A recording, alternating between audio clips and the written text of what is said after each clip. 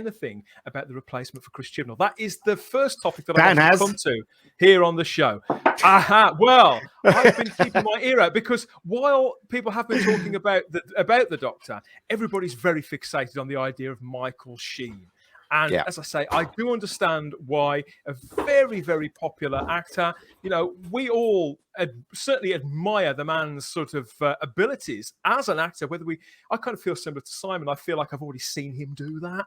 But he won't do it. He's a movie star. He's a movie star. He won't do it. That to one side, I think the more interesting question is that of the showrunner. And that has also been picked up quite a lot by the fandom in the last week, because obviously it's a bigger creative question, isn't it, Barnaby? The showrunner set the tone for everything that the actors and the directors and the art department, everybody else does. They have to fall in line, don't they, with a vision? They seem to have done.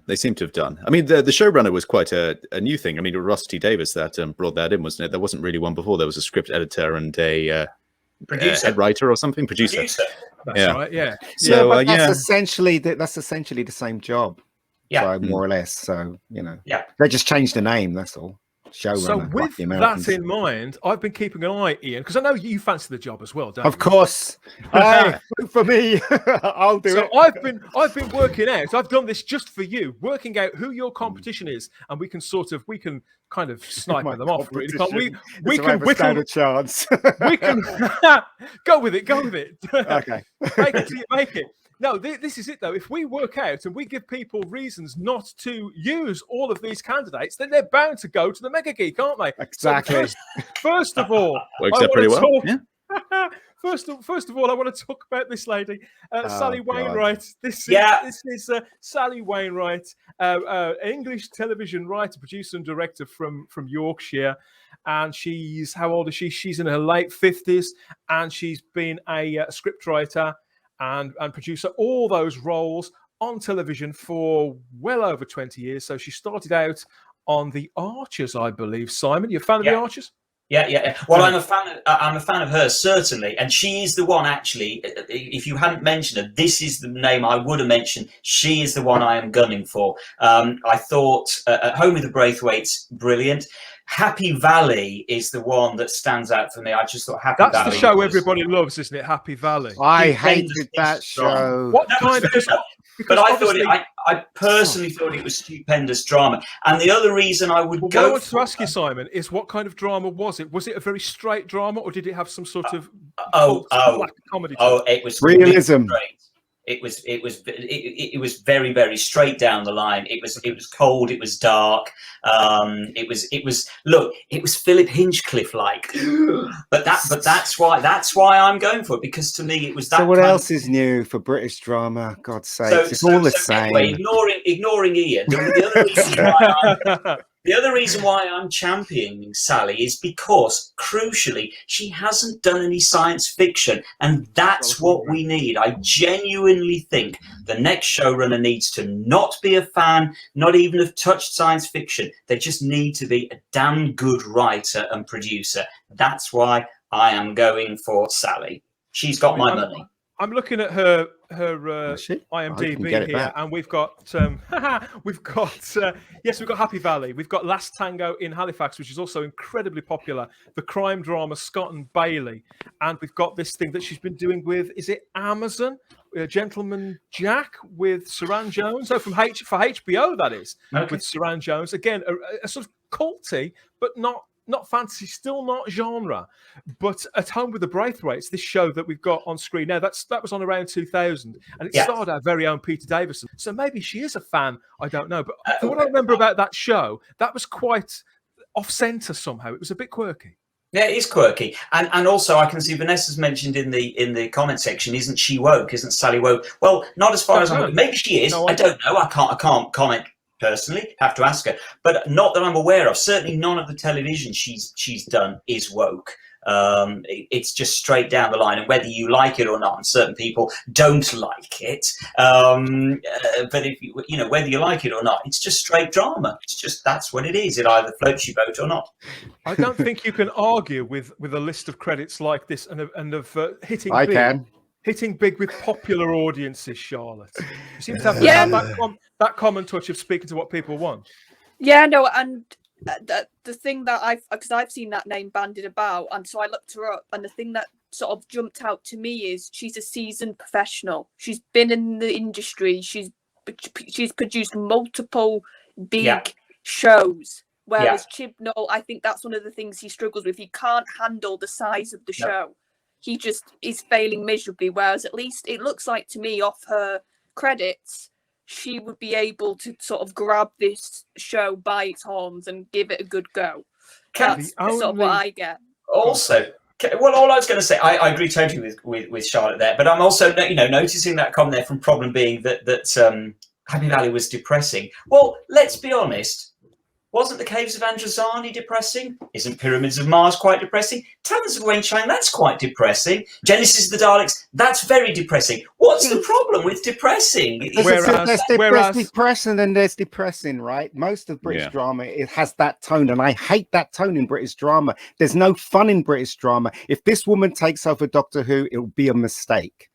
Mark my words. Whereas, but we look at Last Tango in Halifax is apparently a very sort of life-affirming drama. That's quite sort of like. I don't know, Ian. I've not seen it. I don't want to see it. At Home with the Braithwaites, that's light-hearted. At Home with the Braithwaites is light-hearted. Look, it doesn't. Look, Doctor Who does not need to be like. Well, what do you want? You don't want to. I want something new. Hold on. I want something. I want Doctor Who, but I want a new, fresh look at it. I want a new. And these people, the people that you've just mentioned, that woman you just mentioned, she will bring the same thing that she's been doing for years on Doctor Who, and it will be back at the same level. We need Doctor Who to rise. To go above Chibnall, above Moffat, and above RT. It needs to rise, right?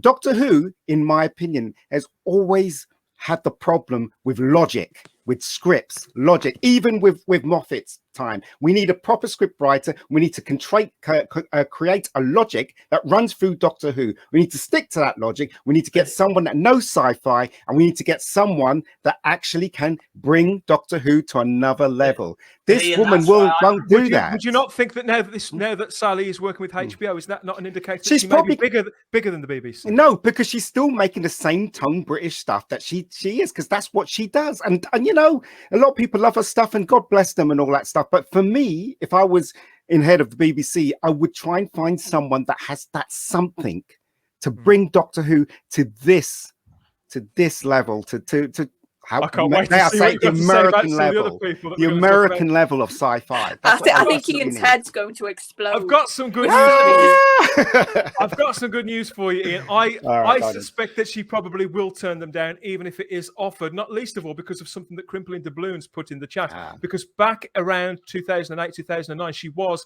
offered and got really, really close to signing with the BBC to take over their Robin Hood show that had starred Jonas Armstrong. If any of you watched it, I watched They wanted to carry that on, and in the final couple of episodes where Jonas Armstrong left the show, they did bring in a replacement with a view to carrying it on. And Sally was apparently in place to do that, and got cold feet quite late in proceedings, and pulled out completely. Didn't want to showrun it. Didn't want to inherit that.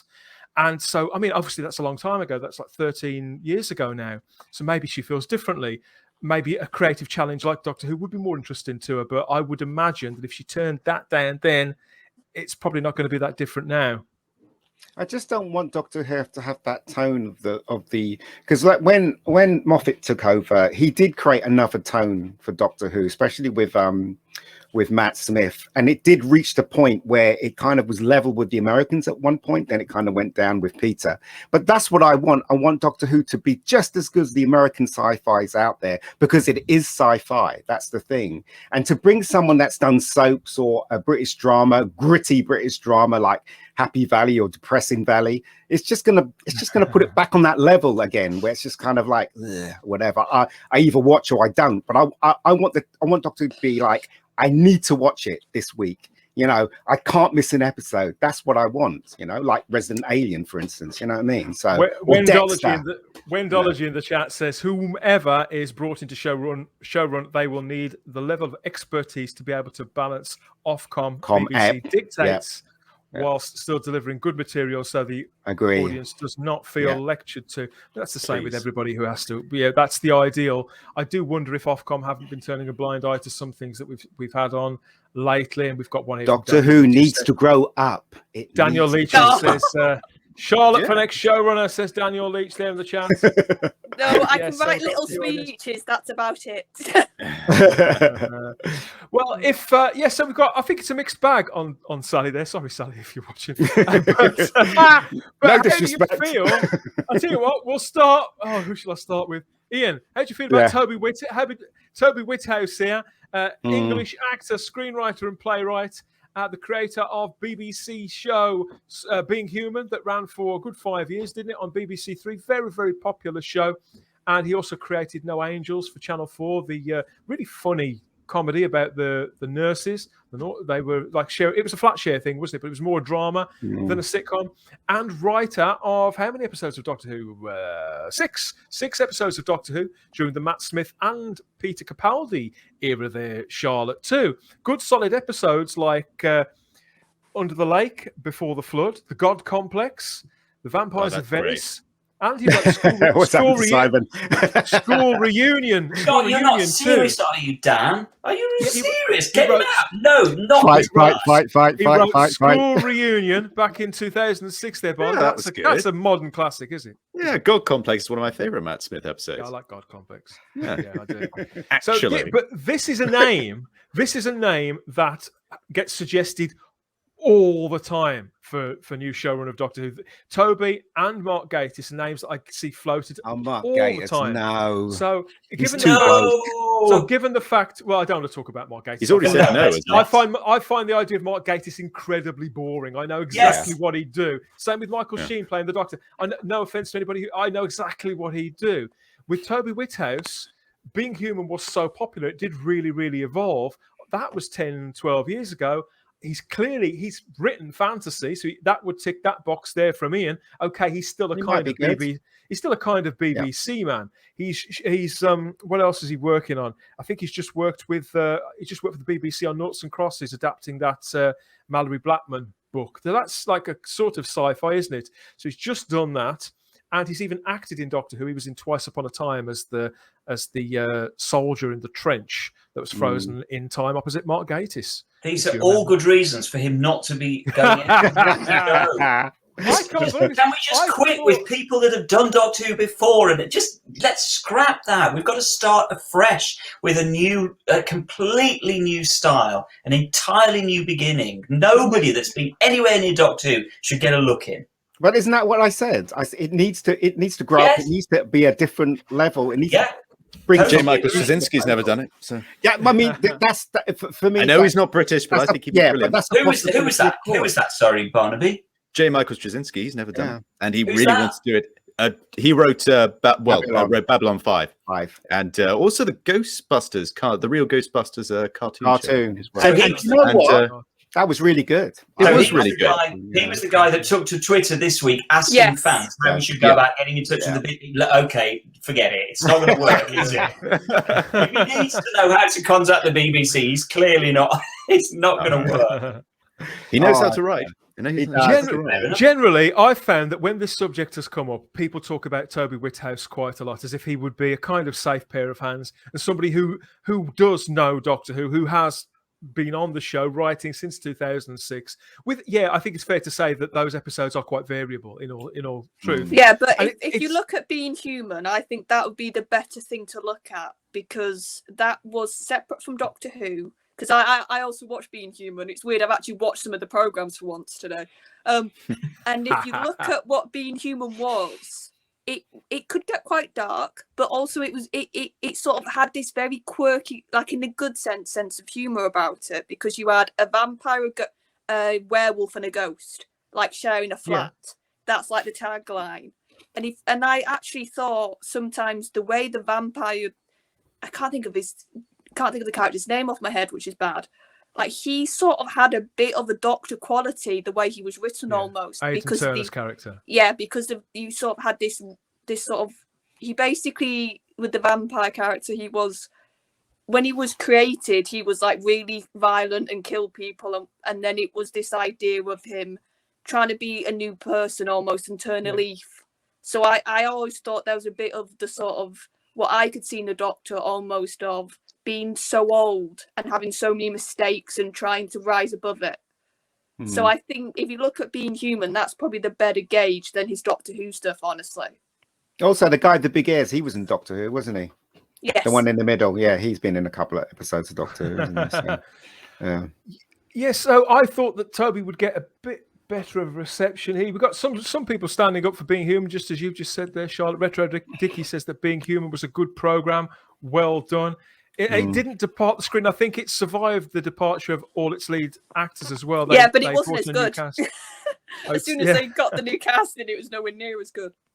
Yeah. I think they did the American version, did they not? The Yes, American they did. version. They did. I think that ran for a few more years too. Problem being, says, Being Human was great, but he wrote that years ago, and the episodes he's written for Doctor Who is more recent. I'm sorry, it's very spotty. Yeah, I would agree, it is very spotty. But a writer like that off the leash, I don't know. Somebody else entirely here, and I think Simon may be slightly more approving of this choice. This is Gerard. Where is he? Yes, this is Gerard Gary Jed Mercurio, OBE. So this is the so this guy is 55 years old, and he's a British television writer, producer, director, and novelist. And most recently, he's had a massive success with the series Line of Duty, Charlotte. Yeah, I'm a bit of a fan, as people might know. So this is a show that you review on YouTube, episode by episode, isn't it? I've never seen Line of Duty, but I have seen some of this man's output over the years. I mean, the show that I remember, his sort of breakout show in the early to mid-90s was called Cardiac Arrest. Jed originally started out working in a hospital. He was an actual doctor. So I was writing scripts in his spare time, had aspirations to work in television, wrote this drama, Cardiac Arrest, which starred Helen Baxendale and various other actors and actresses who've gone on to really good things since. And people were as enthused about that as they are about Line of Duty now. So this is a man with a 25-year career. In between, he's done sitcoms. He worked on the Grimlist for ITV and other shows too, like Bodies and Bodyguard for Netflix in 2018. That was an incredible drama, really, really powerful, really memorable too. Even though it did get shown on the BBC, it was actually made for Netflix. And Line of Duty continues now, 5 or 6 seasons of that. Barnaby.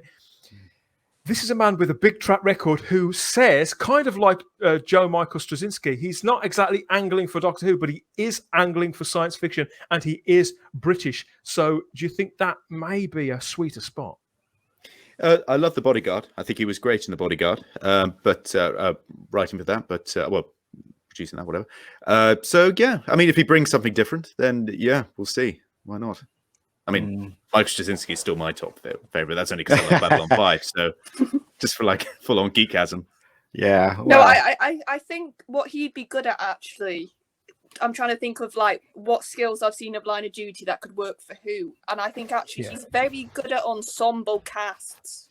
He's very good at sort of giving. Oh, no, not the fan back. No. But that's my point. He's very good at sort of having these characters and actually developing them, which is what the fam hasn't had. So it's like he actually develops his characters. Yeah. He's also very good at doing sort of, like you were saying, to make Doctor Who rise a bit. One of the reasons Line of Duty has got so much of the imagination of the public is because of how he does the sort of cliffhanger, the sort of dropping a scene to make you think, oh God, what's going to happen next episode? Like that's what Line of Duty does very well. So you're saying that it's above the average, because there are a lot of police procedural shows on TV, but he's up to the game of those. Yeah, and I also think he's also, because I've been rewatching it to review it, and I've also realised he's very good at sort of not having tension of dialogue, but still having very good sort of powerful scenes. Like he doesn't need a character to go on a massive monologue. He can just have them have a couple of lines. and then you can tell a lot by I that miss character. that, Charlotte. I miss that in the Doctor. I miss how, and to be honest, this is throughout the entire new era of Doctor Who. The Doctor is rarely still and rarely silent in any incarnation. And I think Capaldi kind of was close, and I think Eccleston did that too. But John was. Yeah, John was really quite still. John was. Yeah. Yeah, Well, no, that but would like I said, That would be a brilliant thing to see again. yeah. Mm. Some of my favourite scenes in Line of Duty are just the actors just acting, and they've not got dialogue, and you can just tell they've been given this. Here's your direction. Here's what you're going to portray, and they just sort of it's off the leash. That's the feeling I get, and they just Say stuff without what they words. want. Yeah. Yeah, it's interesting as well. I mean, one of the things that really bugs me about the post-2005 series is with the Doctor character, it's a case of why use one word when I can use 27. And you know, when you think of the classic lines that the classic Doctors used to come out with, they were always very short and pithy and to the point. And now they're all, you know, it's just constantly this verbal diarrhea stream, blah, blah, blah, blah. And it's just less is more, guys. No, but it has to. No. Look, I know you're a huge fan of the classic, even more. I mean, than New Who. But you know, classic was classic, and New Who was. It kind of evolved. Do you know what I mean? That's what I mean when I say when we get another showrunner in, it needs to evolve from New Who to something else. And Classic Who was exactly how you mentioned it, Simon. And New Who was more words. And that's how that developed. And now we need something else to develop this one. Totally. You know what I mean? So they're both very different. And they're both very enjoyable as far as I'm concerned, apart from the last era, of course. But they're both on screen, we've got a picture there from a series that Jed wrote in 1998. It was called Invasion Earth, and it was a big sci-fi show that the BBC ran out over 6 Friday nights. They gave it a prime time slot, and it was quite big budget too, at a time where they weren't really making much in the way of escapist drama. It was seen as a tentpole show, and it was sold all over the world. That was the last sci-fi or fantasy that he's been anywhere near. And he has been saying in recent weeks how he is desperate to getting back to writing fantasy. He wants to do some kind of science fiction. But as people have said in the chat, saying that and creating something again like Invasion Earth, your own show with a limited run, and spending potentially 4 or 5 years of your life in Cardiff show running dozens of episodes of Doctor Who, it's a different prospect, isn't it? Mm. It is, yeah. I mean, I think he'll do a good job if he you know, focuses on its sci-fi, because a lot of people that come from the drama end and they have that tone. Again, as I said, that's one of the reasons why I really don't watch British drama, because they always have that depressing tone all the way through. Every drama I've seen, I just get really tired of it. I'd rather watch House than ER. I'd rather watch, you know what I mean? I'd rather watch other American counterparts than to the British stuff, because the British stuff always has that tone in it, right? And I hate it. I hate it with a passion. I want fun. I want excitement. I want to be the edge of my seat. That's what Doctor Who should be, in my opinion. It's pretty simple, isn't it? Yeah, I think so. But hey, such is life. We've got a comment here from Alex Storr, who asks, is there too much hang up on the next showrunner being British? Yeah, since 2005, I think so. The show has reached a much wider international audience. Yep, There's bound to be people out there with a fresh vision. Totally. And if JT was here, he'd sniper that comment, I think. Yes. And I appreciate everything that he says, and I'm very much in the middle. I'm very much in the middle about it. I do understand what he means. Obviously, there is something to be said for a big British brand being run by a British force of talent. But if there is somebody out there, I think this is such a unique show. Who's the guy that if somebody out there does have a vision, then you should absolutely connect them with the show and enable them to bring it to the public. Ian, sorry. So who's the first guy? Who's the guy who directed the first Dread? He's English and he works in America. Danny Cannon, he works almost exclusively on American TV. Then again, he probably won't do it, but he might make a good showrunner. You never know. Yeah, wasn't he the showrunner of what's it called? Gotham. Elementary Gotham. He's done a lot. He's done a hell of a lot. Yeah. And just very quickly, you could have an American showrunner, but you can guarantee a lot of the production staff, a lot of the behind the scenes would still be British. Yes. Just because you've got an American showrunner doesn't mean suddenly everybody working on the show is going to be American. So say pavement. Yeah. But you've got to choose. If you're going to choose an American showrunner, you've got to choose the right one. You can't choose one that has an ego and goes in and go, right, this is the way it's going to be, blah blah blah. You know, this guy's coming into England. He's taking on an English institution. He's taking on, you know, something that's beloved. He needs to listen first before he makes any decisions. That's the reason why you have to pick the right person. If I was to go for anybody American, I'd go for Ronald D. Moore. In fact, to be honest, I'd probably just go for Ronald D. Moore, period. Battlestar Galactica reimagined. Yeah. There is no, I seriously still think that the reimagined series of Battlestar Galactica is the best television drama I have ever seen in my entire life. Simon, I completely agree with you. And he did something different with that as well. He took that sort of cheesy kind of space opera and made it, you know, there's almost like a political agenda towards the reimagined Battlestar Galactica, but it was so well hidden just by an incredible acting, incredible writing that, yes, you're absolutely right. So, I never thought about Ronald D. Moore, actually. And interesting. Better than Buck Rogers? What was that? Sorry, was it better than Buck Rogers? Oh yes. You can't criticize Buck Rogers. There's somebody here that likes Buck Rogers. Absolutely love Buck Rogers. We've got lots of praise here as well for Battlestar Galactica. I think James Callis would make a good Doctor, actually. Yeah, that's great, James Barnaby. Callis He would. Really good. You're right. I'd never even thought of that. Talking about that when Galactica was big. Vanessa Law adds in the chat, no, please don't let the Americans get anywhere near this. I say that as an American. And Digby Strawbridge adds, Britishness is an important aspect of the show, but that sensibility could be caught by a clever writer if they're tuned. Yeah, but as I said, if American comes in, he can't run on ego. He has to listen to, you know, the runners that he's got and listen to the people that was involved with Doctor Who and then make a decision, you know, because as I said, he's the outsider, you know, and he needs to listen. So anyway, exactly. There's one more name I wanted to mention to you guys, and it's this is somebody again he's only ever written 2 episodes of Doctor Who. Back in 2013, he's written sci-fi since, but the show was a little bit of only a flop. 2, Simon, only 2. he wrote the sci-fi show Hard Sun, which 3 or 4 years ago was very big budget. You'll more likely know him as the creator. Get that guy a glass of water. As the creator of another BBC show, Luther. This is Neil Cross. Oh, Neil Cross. Novelist and scriptwriter, huge fan of general cult TV. Yeah. And at the moment, he's showrunning a TV adaptation of The Mosquito Coast. Oh. So he's not somebody who's exclusively working in Britain. He spends his time working for American streaming platforms now too. So Neil Cross is a potentially exciting prospect. I feel there's a dark sensibility and understanding of cult material. This is the man who a few years ago, I believe, was angling. He tried to get the rights to Sapphire and Steel, got really, really close to remaking that.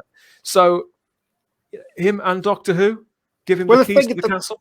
The thing is, though, with Luther, right, it's kind of, if you look at it closely, it is kind of a police Doctor Who, because Luther wore the same costume throughout all of those seasons. He never changed. He never changed his costume at all. You know what I mean? And also the fact that he's the cleverest one, and Doctor Who's the cleverest one out of every episode and stuff like that. And it had a tone that was beyond, in my opinion, beyond the dull British thing. You know, it was kissing the American tone, but still in the British tone. And I thought Neil Cross did a wonderful job on Luther. I liked every season of Luther, and obviously Idris is freaking fantastic as Luther. So if he became part of Doctor Who, Paul McGann was in that show too. So exactly. Well, we know he's a Doctor Who fan, and we know this. And whilst his 2 episodes, I think again, just like Problem Being was saying about Toby Whithouse, these are spotty. You know, he wrote Rings of Akatan, which I was pretty indifferent to, and Hyde, which I thought I liked Hyde. I think that I got the impression that Stephen Moffat's sort of rewrite of that had sort of trimmed too much away from it. I felt there was a much better story under there somewhere waiting to come out that Neil had probably originally conceived. Yeah. But the idea that he's run Luther so successfully, and as you say, this is a standout. This is an iconic character now. It is now. That Idris Elba cuts, isn't it, Barnaby? That's the silhouette of a Doctor. Completely, yeah. And Ian, you're right. He never changed his costume. I never thought about that. It's like Doctor Who. Doctor Who has a tone on his costume. Obviously they mix up a bit, but I mean, it's obvious. It looks very much like if Doctor Who was a police show. That's probably what it would be. That's probably what it would be. He'd be great as the showrunner for Doctor Who if he wants to take the job, that is. But I don't think he does. I think he's got his sights aimed at America at the moment. It's quite funny how America accepts British actors and British showrunners like Danny Cannon, but us as British people, we frown at any Americans coming our way. Do you know what I mean? It's really weird. Colonist here, certainly not. How dare they? How dare they? Dr. Blazed adds here that the biggest problem with this will be the mandate from the BBC. Yes, what they want it to be is what the showrunner will likely need to adhere to. I don't know. I gather that it depends on the situation they're in now. The BBC are in a very different situation now in 2021 than they were when they first went, from what I can understand, pretty much cap in hand to Chris Chibnall. They didn't know what to do with it. They went to Chris Chibnall and said, look, literally whatever you want to do and whenever you want to do it. You know, they waited for this man. That was why Stephen Moffat wrote that last Christmas special. You know, he was supposed to have been out the door by then. They felt that Chris Chibnall was the right man for the job, and he was singing from the same hymn sheet, and he's managed to tank one of their biggest properties. So maybe it will have changed. We're talking about here. I don't think that anybody will be announced for this role until probably right. Middle of next year at the earliest. So I think we could be speculating on this for a while. But it's fun, isn't it, Simon? Speculation, rumours. Well, get ready. It's going to be me. Just all of us. We'll put together a consortium. We'll all be the showrunner. You know what I mean? Wouldn't that be the best? No, it wouldn't. That's why it needs. That's why I really, really strongly believe it's got to be somebody that's not associated with Doctor Who. Do you know what? Right? If they do bring it back, what I would really like to see is more new monsters. I don't want to see the Daleks. I want to see the Daleks in one episode. I don't want to see the Cybermen. I don't want to see any other member berry. I want to see new stuff for the Doctor. I want to see new stuff. That's what I want to see. Sorry, I interrupted you. Sorry, Simon. In Jodie's first season, they tried to do that.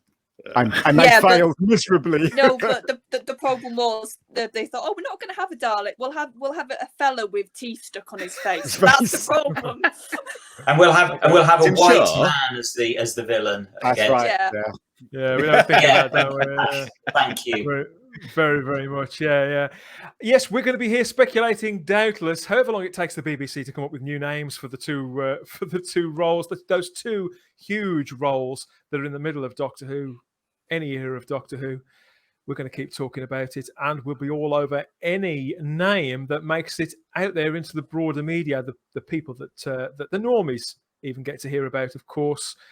Even though normies probably don't really know what a showrunner is, I think if somebody used to tell them that, the guy who created Line of Duty is about to take over Doctor Who, I think people's ears would prick up. It makes that connection for people. I think it always has.